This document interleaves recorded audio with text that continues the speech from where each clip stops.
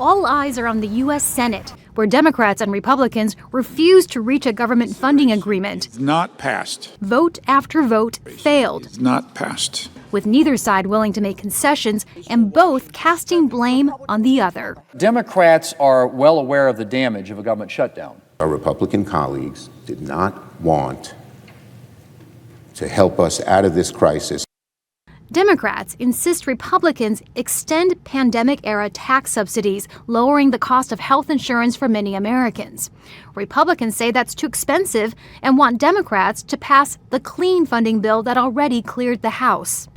A lot of finger-pointing happening inside the Capitol, but not a lot of talking to each other, as negotiations are apparently not happening.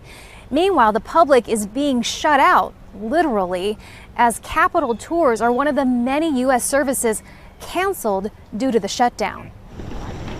These school children flew to Washington from Macon, Georgia, to learn how the federal government works, or in this case, isn't working today. We had a morning tour at the Congress, and then we were going to go to the Library of Congress, Supreme Court, and Bureau of Engraving, and FBI. All of those plans had to be canceled, with government offices closed to visitors. But it's the unseen work of the federal government that's hit hardest. 90% of the Education Department is furloughed. The Labor Department is operating with just a quarter of its staff, meaning Friday's much-anticipated jobs report will likely be delayed. Some airports are experiencing longer lines as TSA agents are working without pay.